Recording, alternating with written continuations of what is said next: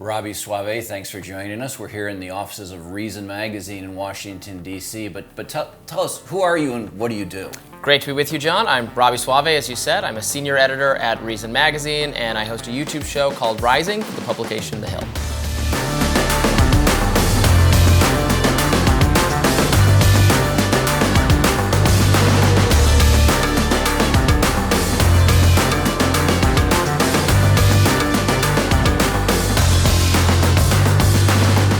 So what is Reason Magazine and what do you do here?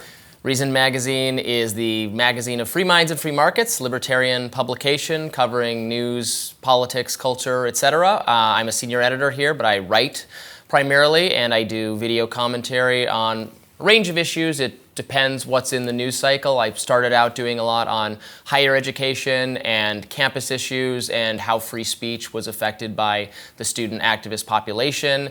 That issue, of course, has exploded over time, and I now do a lot of commentary on social media issues, how that same kind of free speech mindset has affected major tech platforms. I also wrote a lot about COVID and COVID restrictions during the unfortunate time period when that was relevant. So it just follows the news cycle. Of course, we're covering the election and all the fun that entails as well. You really made your mark as a writer on free speech issues. What drove you to that set of issues specifically?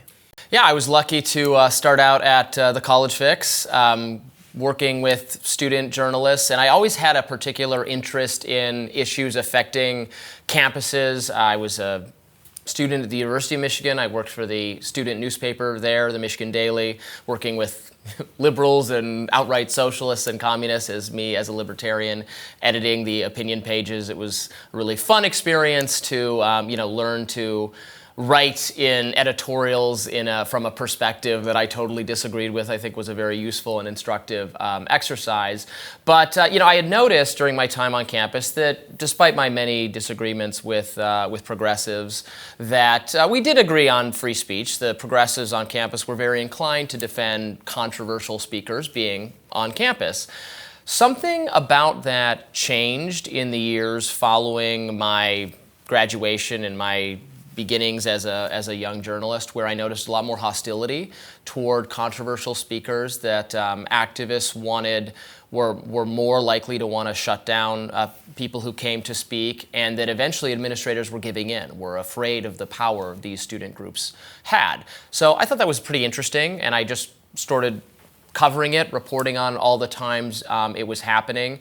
This was back in a media cycle, I think, before these issues got as much attention as they do now. I think I played a small role in making them bigger national stories where major mainstream and conservative outlets started covering them very frequently, because there was a phenomenon here. And then we heard for so long that this was, it doesn't matter. It's not important because it's going to stay on the campuses. The students graduate. Then they have to deal with the real world. They have to find out that employers will not stand for this sort of thing. And you can't have that same mindset. Turned out everyone who thought that was wrong, because that mindset started to prevail everywhere as major elite institutions from media to law to politics all started adopting that mindset to conform to a, again, small subset of young people who really demanded safe spaces, even off the campus.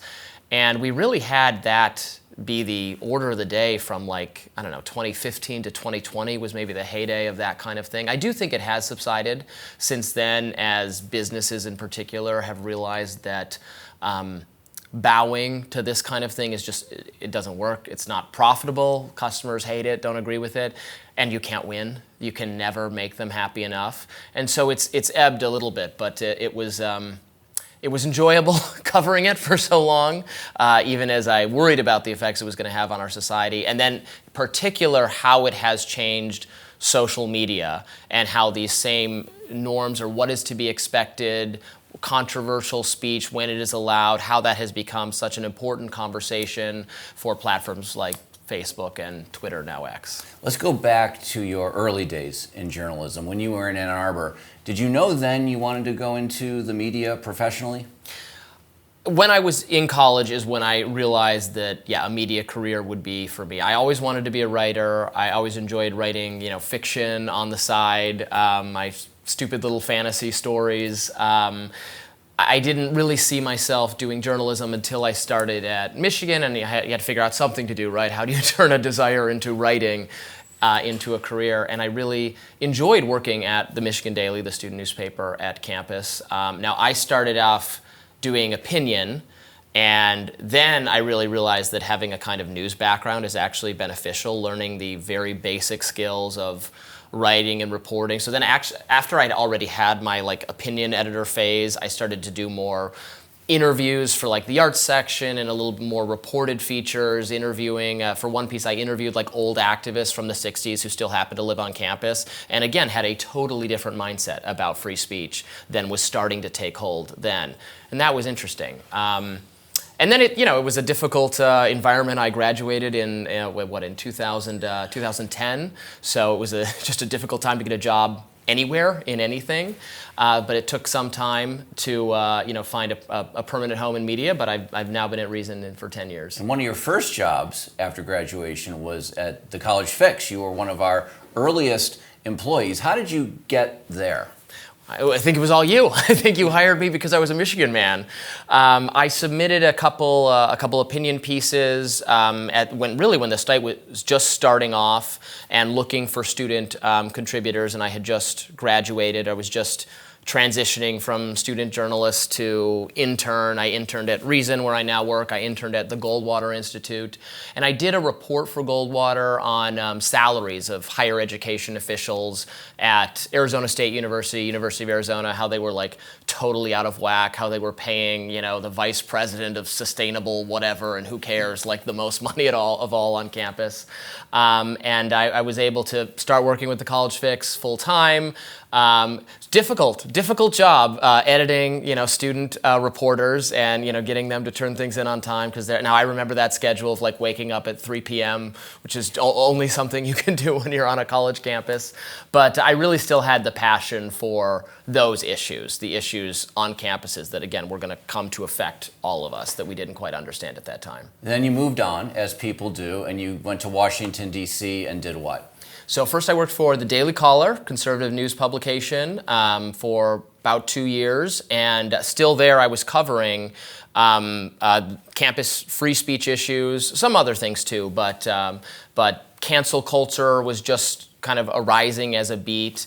And I saw immediately the huge appetite for these stories. It was incredible the amount of web traffic. By today's standards, it was incredible the amount of web traffic you could generate for any article, really.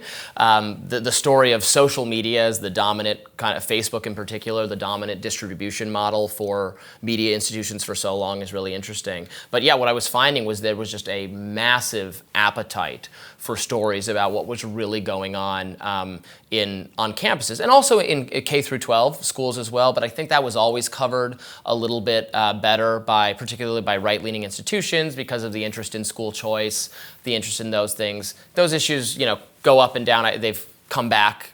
Even so, I think, but the campuses were a little less scrutinized, and so I noticed immediately that there was just an opening to just follow.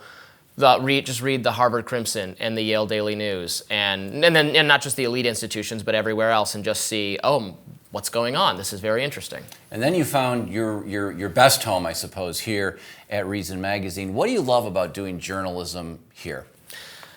It's incredibly rewarding. I love the people I work with at Reason. It's just a really constructive environment, a collaborative environment where we're all discussing things all the time, planning stories. It's nice to work. You don't have to work at a place where you happen to agree with everyone who works there. That's not always been the situation I've found myself in, but there is a certain comfort, something enjoyable. Not that we all agree on literally everything. We have tactical debates all the time, but we all more or less agree for the most part on the broader philosophy. And it can be very rewarding to work at a mission-centric organization where the people there share a common bond and a common goal for where they would like to move public policy. Robby, you could be doing a lot of things. You could be working on Capitol Hill. You could be at a think tank. Why do you choose journalism, though? What do you love about that?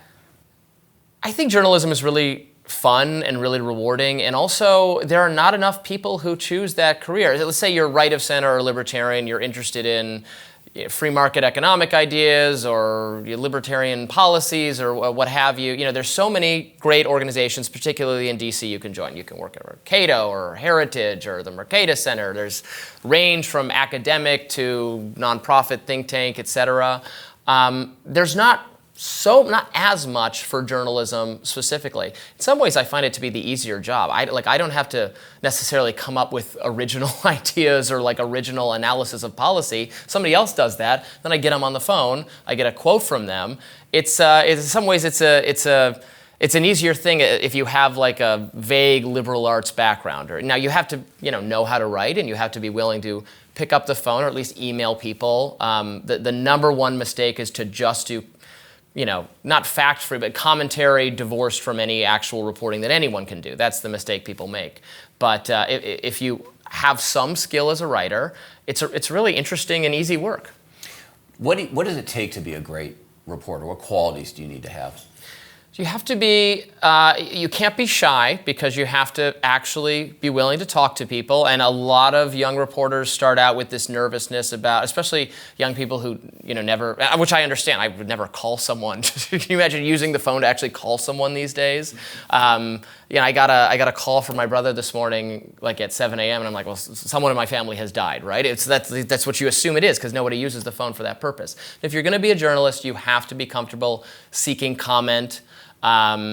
Wide-ranging comment, including when you're going to write something critical, as I often do, let's say about the universities. Well, it's helpful to, and it's difficult, despite them having these massive communications departments, and you still can't find anyone to answer a call. But when you do, it's sometimes really interesting. Sometimes they admit something that's rather funny. That's happened to me multiple times where I got a university official on the phone and I asked them some kind of critical question. And they said, oh yeah, that does seem bad, huh? So that is, I think, what makes a good journalist.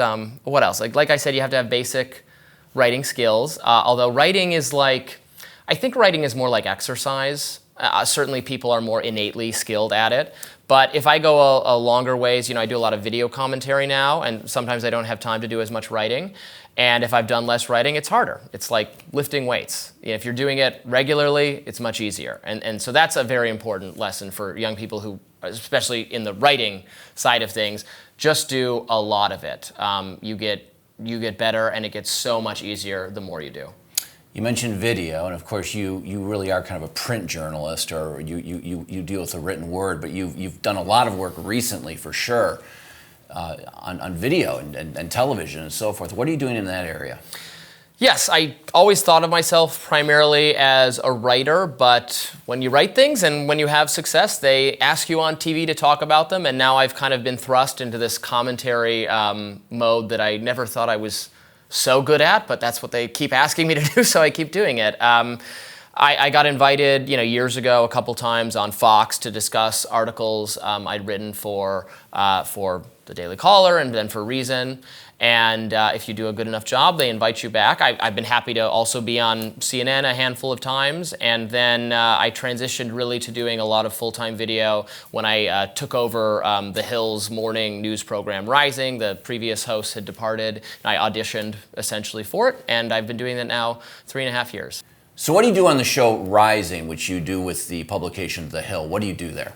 So it's a morning, daily news and debate show. The kind of setup for it is almost like Crossfire. It's a right-left sort of thing. Although, obviously that's a little bit more complicated because I'm libertarian, which some people put on the right, and I have a lot of views that overlap with people on the right, but I also have disagreements.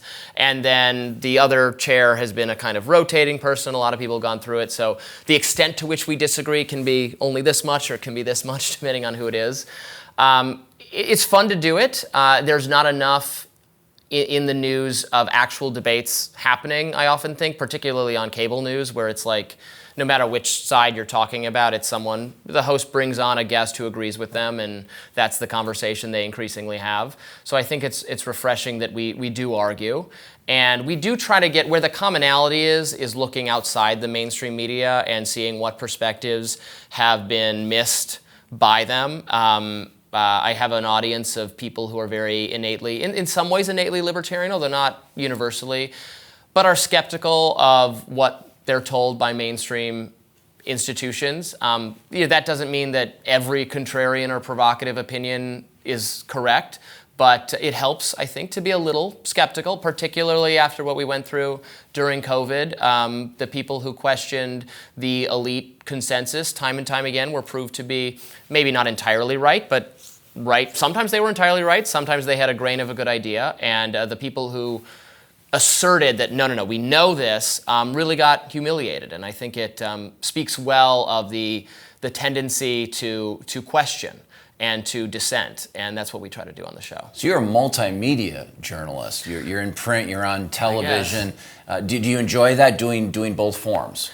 I do enjoy doing both, and they supplement each other because I do monologues on my show, and a lot of times the monologues are articles I wrote for Reason first that I then turned into a monologue, or sometimes I do a monologue and I think that sounds like it'd be a good article. So that's somewhat, cannibalizing my own work, or just making my work exist on different platforms in different ways. That's something journalists who aspire to be multimedia type people have to keep in mind, that now there are all these distribution platforms and pieces of content live many different lives. So something an idea I've had or something I've written lives as a piece of written content at Reason.com. Maybe it also exists as a literal piece of written content in Reason Magazine, and then it might exist as a video on YouTube for Rising, and then it might also exist as a 30-second clip for X or for a reel on Instagram or for whatever people are doing on TikTok.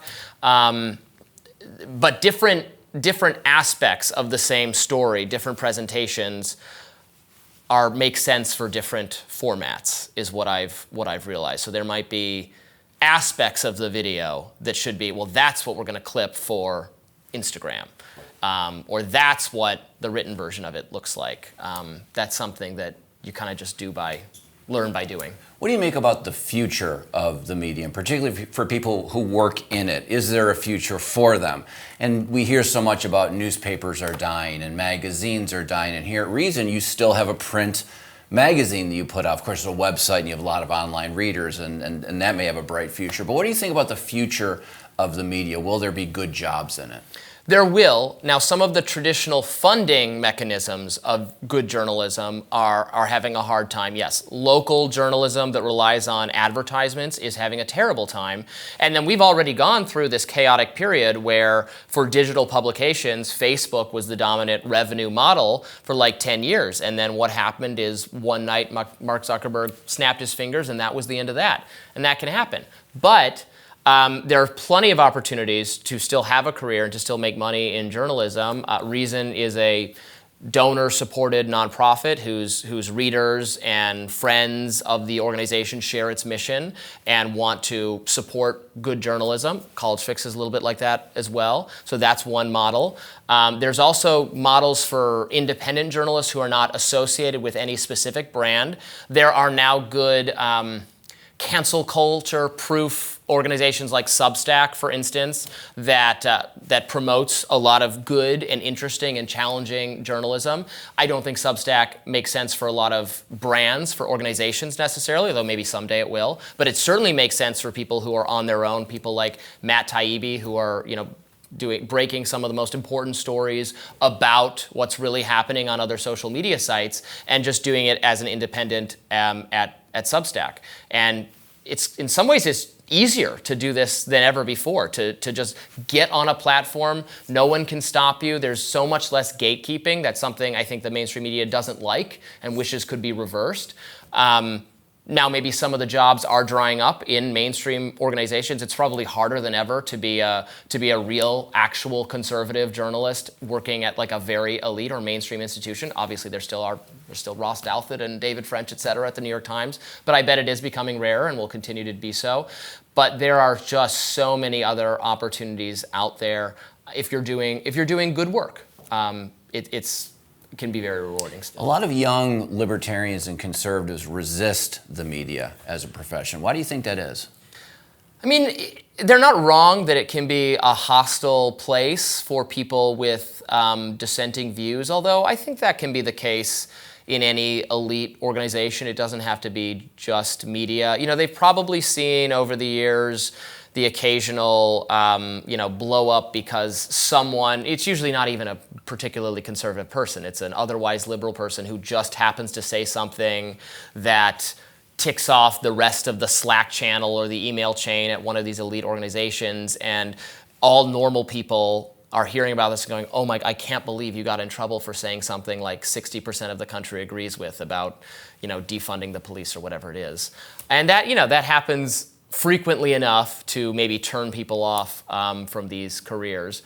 But it's still not all that common. You can't, again, these are inhospitable places sometimes, I think, for not even right-leaning, just departing from the furthest standpoint of the progressive left. But I think that might be improving. I think organizations are learning that just humoring that side to that degree is not working, is not serving readers or audiences. Again, on my show, it's an actual debate. It's you hear from the far left and you hear from the libertarians, and then we bring on guests. We bring on conservative guests I don't agree with sometimes. We try to bring on defenders of the current administration or the next administration, and people seem to appreciate that. People want to hear from different sides. What's the case for a young conservative or libertarian to go into the media right now? If you're 19 years old and you're on campus and you're thinking about the media, a career in journalism, not sure what you want to do, what's the case for this person to try it out? I would say it hasn't changed, really. It's a good and rewarding career if you like writing, if you like making video, if you care about these ideas. It's certainly not for the faint of heart. But you create something at the end of the day. You have something with your name attached to it that will survive. I take a tremendous amount of pride, certainly, in the things I write for Reason and a lot of the videos I make. Video's a little bit more ephemeral because there's so many of them. There's so many thousands, millions, I don't know how hours of YouTube commentary every day. But you can really be proud of creating something, and you can make it work. We live in times where there's a lot of instability in all sorts of industries, and the media is going to change. But if you do good work, if you have good mentors, particularly if you have the support of an organization like the College Fix that can give you good ideas and sponsor or support you a little bit along the way, it's very attainable. What's an example of a great story you wrote where you think you made a difference, or one that gave you special satisfaction? Sure. The big story of my career at this point was the Covington kids on the steps of the Lincoln Memorial. Explain what happened. Sure. So this went very viral, this short video footage of these kids who were there to attend a pro-life rally, who were from a high school and were wearing MAGA hats. And there was a short video clip that appeared to seem like they had confronted this Native American man, and they were accused of being racist and that they had behaved in this just horrible, horrible way. And there was like a 48-hour outrage cycle. They were denounced by everyone. They were denounced by the church. They were denounced by a lot of conservative organizations. And I happened to sit down to write about it just as like the longer video had become available. And I'm like, well, all right, I'll watch this. When you watch the whole video, you see that, oh my God, did they get it wrong? Like, there was so much else going on here, that the boys were not harassing this man. He came into their midst. They had not behaved in a racist way. In fact, they were targeted and jeered at by an actually racist group, the Black Hebrew Israelites, who are just crazy people on the streets of D.C. who yell at women, Jews, gay people, everyone. They were behaving pretty well. And then the one kid who had been the focus of most of the ire had done absolutely nothing wrong. He had not gotten on this man's way. If anything, he was trying to calm tensions. So it was just it was a textbook example of don't believe every 30-second video you see without looking for the surrounding context. And so I was happy to write an article saying, I think people have really misjudged the situation if you look at the longer video. And it quickly became my own career-defining story. It was my most read article I've ever written, and it helped set the record straight, because many mainstream organizations did actually admit, after they read my article and they saw the evidence I presented, they changed their tune. And it really, these boys did get an apology. They were able to actually sue some of the media organizations that had gotten it wrong. But I was happy to be a part of setting the record straight because it was such a clear example of the kind of thing I like to do where people who are not, it's one thing to cancel or someone for provocative commentary if they're at least in the realm of idea. Like if I get canceled or whatever, my job is to sound good on TV, is to write things that make sense. So if I screw up and get in big trouble, I guess that's an occupational hazard. But when it happens to people who are young, because we all did stupid things. We all said stupid things when we were kids. I feel like it's so unfair to hold kids to a standard that none of us were ever held to because we didn't have phones recording, running a live transcript of everything we'd ever said. No one can survive that test. No one alive today. No saint could survive that test. But that is what young people are expected or held to now. So I felt really good about the role I played in saying that was wrong, and it's wrong to treat people like this. Robby, you know the College Fix perhaps better than any other guest we've had on this video series. So in your view, what can the College Fix do for a young person thinking about a career in journalism or the media? The start of a media-interested young person's journey is so essential because that's where it's easiest to give up and to say, this is too difficult, this is frustrating, I'm nobody, how do I get support, how do I make a name for myself? Because it happens, it seems like it happens accidentally because it can happen over a long enough period of time where you just start clicking, where you notice, hey, my stories are starting to do well, or hey, I'm starting to get invited onto places. Like am I ever going to have my own TV gig? I'm doing so many TV appearances for free. When will I ever have my own TV gig? And then eventually you do, and it can work out. But at the beginning stage, where it's like, how do I get started? Where do I publish? Who's going to share what I write? Who's going to tell me if it's good? Is where I think young right-leaning alternative journalists need the most assistance. So an organization that can, again, train on those very basic but essential skills, who can suggest good ideas, topics to report on, because it may not be these campus free speech issues anymore. Maybe this beat is played out, or now it's covered by everyone so well that there's less to add. Or maybe not, or maybe there's an aspect of it being missed that only students who've lived through it know about. Obviously, there's new dynamics to what's happening with, for instance, the pro-Palestinian protests that took place last year. That's a great example of where maybe people actually embedded on the ground are seeing things or capturing the nuances of the story in a way that the mainstream media is going to miss. But an organization who can help, vet that and go like, oh, hey, this is a great idea, this has been missed, is just so important to someone starting out who doesn't know. What did the College Fix do for you? And you're not a traditional student contributor or a fellowship, you're actually an employee of the organization, but what did it do for you in your journalism career?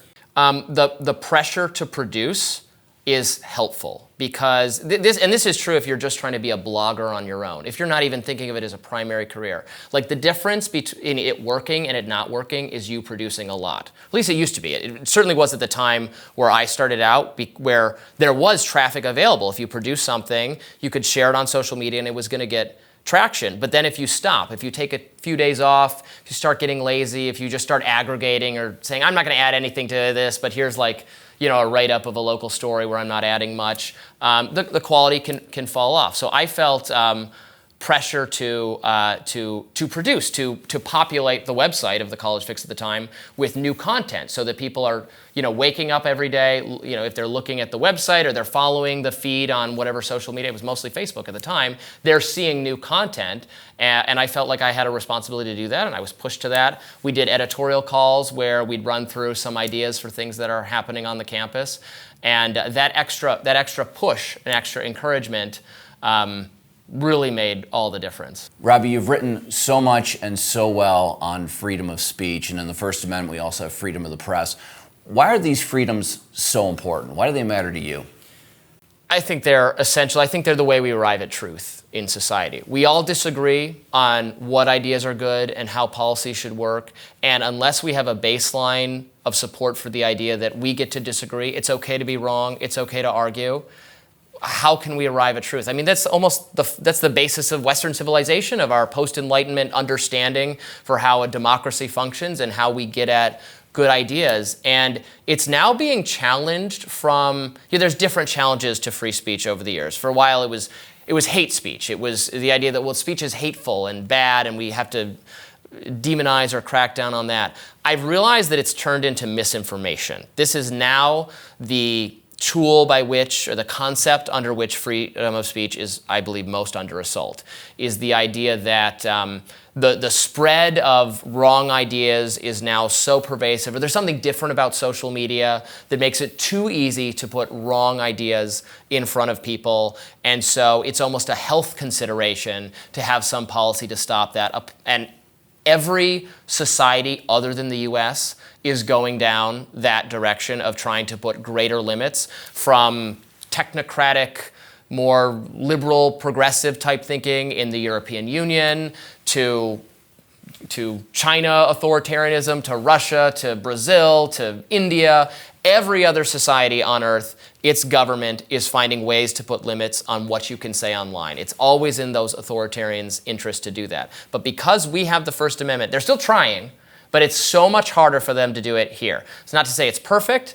They've had more success, unfortunately, the federal government, in encouraging censorship on social media than I think any of us would have believed was possible before it all was all revealed publicly. Even so, we have greater protection because we have the First Amendment, which is so rare. It doesn't exist anywhere else, and you can see the difference because European Union bureaucrats have been so much more successful in arresting people for speech or discouraging speech. They were able to briefly get X out of Brazil entirely. China, there's not going to be criticism of the regime online. We don't have that here, and that shows you how important free speech is. What is the role of the press then in our country? Why do we need a free press in the United States? We absolutely need a free press to push back on these ideas, to hold the administration, both administrations, accountable. I don't demonize or disrespect the role that mainstream institutions play in criticizing Republicans or Trump. I think that's fine. I think they hold their fire a little bit, pull their punches when it's time to do it to the other side. Not universally. Sometimes there's good reporting. There was a lot of great reporting from mainstream institutions when they wanted Joe Biden to drop out of the race, when we finally had the curtain drawn back and we were able to see how bad it had gotten. But, it was a great example in the last debate, the ABC debate, where there was fact-checking of Trump from the moderators. There's no fact-checking of Kamala Harris. But she also said things that are untrue or debatable. She said, for instance, that there were no American servicemen overseas that are in any danger. That's just not true. They could have said that. They didn't. That shows how important it is to have alternative media organizations that are actually going to do that work of holding the other side accountable. Because the other side is held accountable sometimes by mainstream institutions.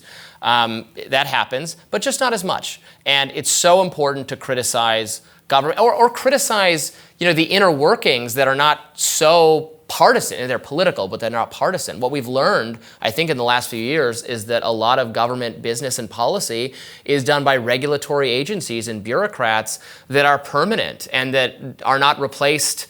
If a Republican comes in or a Democrat comes in, if there's a different declaration by the people in charge, that it's the same policies, it's the same people.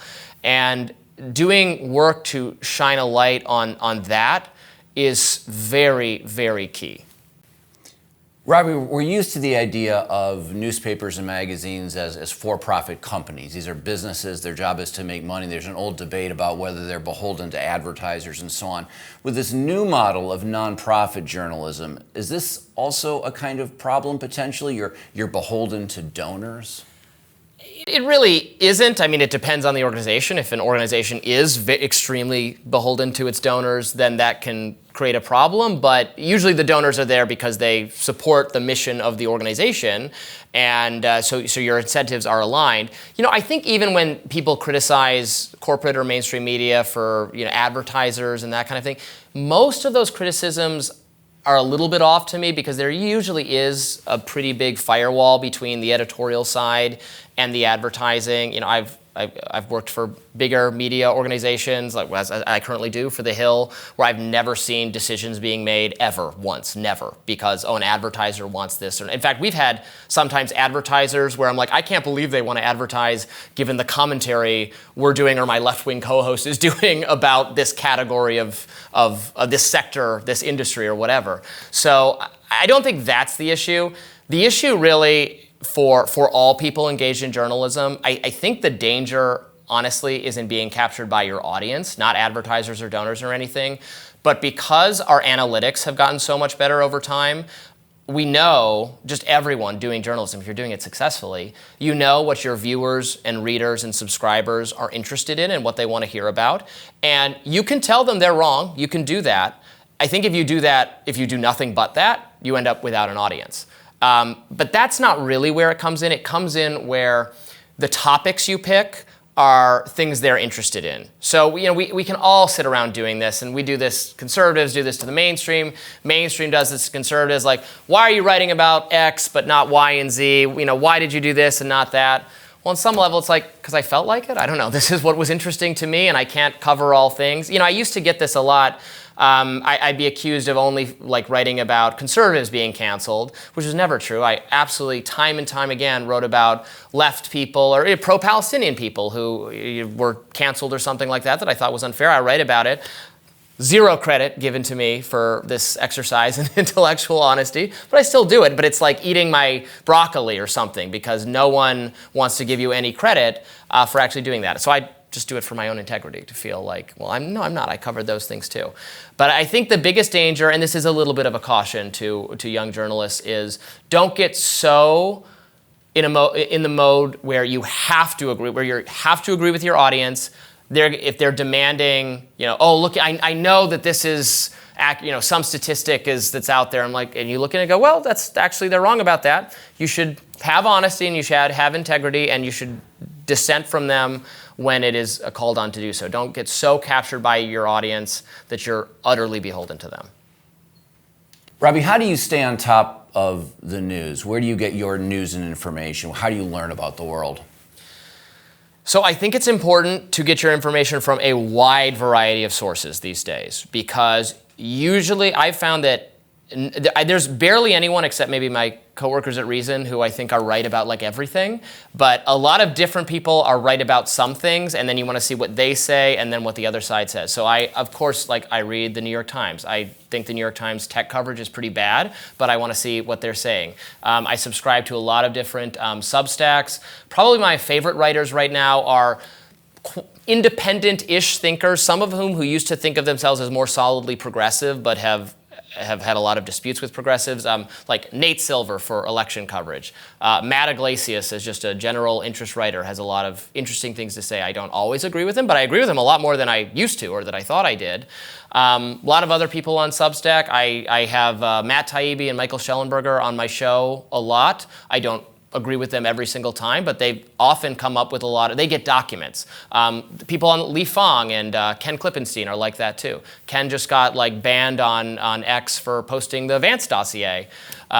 He breaks information. And then you should also read mainstream sources, pay attention to them. I subscribe to a lot of newsletters like Politico and Semaphore and Axios. And then, of course, I read conservatives. I read National Review. I still see what my former coworkers at the Daily Caller have to say. I read a lot of the Free Press. What Barry Weiss is doing is very interesting. And I pay attention to then a lot of nonprofits that put out some good information that you can often turn into your own story, like the Foundation for Individual Rights in Education, the Pacific Legal Foundation, the New Civil Liberties Alliance. That's a starting point. Robby Soave, thanks so much for joining us. It's been my pleasure. Thank you, John. Hello again, John Miller here. If you enjoyed this video, please hit the like button, leave a comment, subscribe. Also, visit our website at The College Fix. If you're a student and you'd like to join The College Fix and try out journalism, find the button on our homepage and an editor will contact you. We got more videos coming. Please stay tuned.